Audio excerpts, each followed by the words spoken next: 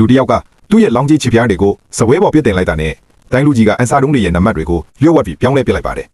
ဒါပေမဲ့အန်ဆာတုံးကပြောင်းလဲတန်ကိုကြားလိုက်ရတဲ့အခါအဲ့ဒီလူကတန်တရားဝင်သွားပါတယ်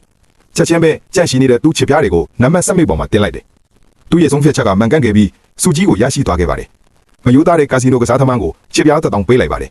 သူအမြောင်များနိုင်သွားပြီဆိုတာကာစီနိုပိုင်ရှင်သိလိုက်တဲ့အခါအရှုံးပေါ်သွားတဲ့ပတ်စံတွေကိုပြန်ရဖို့အတွက်သူ့ရဲ့အတော်ဆုံးနဲ့အလိမ္မာဆုံးကစားသမားတွေကိုဆေလွတ်လိုက်ပါတယ်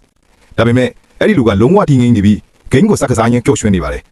သူကသူ့ကပ်ပြားလေးရဲ့တောင်းတနေရကိုညင်သာစွာမှတ်ကြည့်လိုက်ပါတယ်ဒီလိုလုပ်လိုက်ရင်သူ့ကပ်ပြားတွေလုံခြုံလိမ့်မယ်လို့သူထင်ခဲ့ပေမဲ့ကာစီနိုမှာသူ့ကပ်ပြားတွေအားလုံးကိုကင်မရာတွေနဲ့မှတ်တမ်းတင်ထားတယ်ဆိုတာသူမသိခဲ့ပါဘူးအဲ့ဒီကပ်ပြားတွေရဲ့အခြားလက်တွေကိုစစ်ဆေးကြည့်တဲ့အခါမှာသူဟာ ace ကတ်တွေကရထားတယ်လို့တွေးရှိရပါတယ်သူ့ကိုအနိုင်ယူဖို့အတွက်ဒိုင်လူကြီးကသူ့ကတ်တွေကပိုကြီးတဲ့ကတ်တွေကိုပြင်ဆင်လိုက်ပါတယ်ကတ်တွေဖွင့်လိုက်တာနဲ့ဒီမြိုင်နဲ့အဲ့ဒီလူကသူ့ရဲ့ရှစ်နေလုံးကိုထုတ်ယူပြီးစပွဲပေါ်မှာပစ်ချလိုက်တယ်တကယ်တော့သူကသူ့နောက်မှာတပ်ဆင်ထားတဲ့ကင်မရာကိုကြိုတင်သတိထားမိတာပါ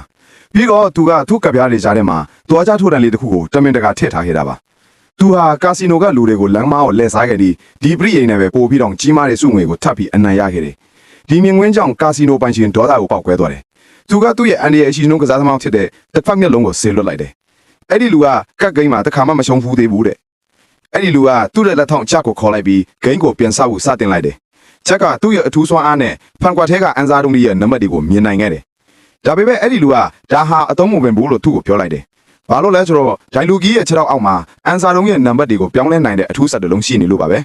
ဒီစကားကိုကြားလိုက်တာနဲ့ချက်ကသူ့ရဲ့စွမ်းအားနဲ့အဲ့ဒီဆက်ကို short တိုက်ပျက်စီးသွားအောင်လုပ်ပစ်လိုက်ပြီးသူ့ရဲ့ချစ်ပြားဆယ်ဆန်းဖို့အကုန်အသေးပေါ်မှာတင်လိုက်တယ်ဒိုင်လူကြီးကအဆက်ထဲကနံပါတ်ကိုပြောင်းလဲဖို့ကြိုးစားလိုက်တာနဲ့ကြီးမားတဲ့4-6 shot တစ်ခုခံလိုက်ရပြီးမြေပြင်ပေါ်လဲကျသွားပါတော့တယ်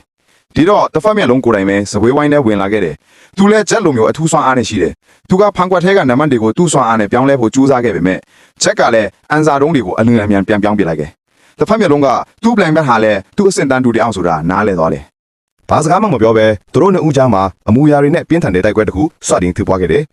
စွမ်းအားတွေအလုံးအကျွမ်းသုံးလိုက်ကြတာကြောင့်အန်စာတုံးတွေအားမရမနာလဲပတ်နေခဲ့တယ်လူတိုင်းကဖန်ကွက်ကိုပဲစိုက်ကြည့်နေကြတယ်ဒီတိုင်းဆက်ဖြစ်နေရင်ဖန်ကွက်ပေါက်ကွဲပြီးအဖြစ်မာနာလုံးပေါ်ကုန်လိမ့်မယ်ဆိုတာချက်နားလည်လိုက်တယ်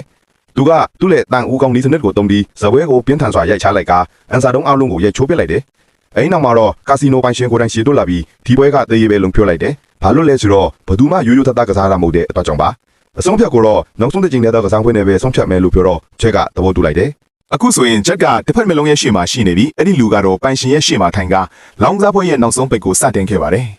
ကတ်တွေကိုဝေလိုက်ပြီးတစ်ဖက်မျက်လုံးကသူ့မျက်လုံးထဲကအာယုံကန်ခရိယာအကူအညီနဲ့ကတ်တွေအားလုံးကိုကြည့်ဖို့ကြိုးစားခဲ့တယ်ဒါပေမဲ့အဲ့ဒီလူကအရန်ကိုလိမ်မာပါနေတယ်သူကကတ်တွေကိုသူ့လက်ဝါးနှစ်ဖက်ကြားမှာဖွက်ထားလိုက်တယ်တစ်ဖက်မျက်လုံးကအချင်း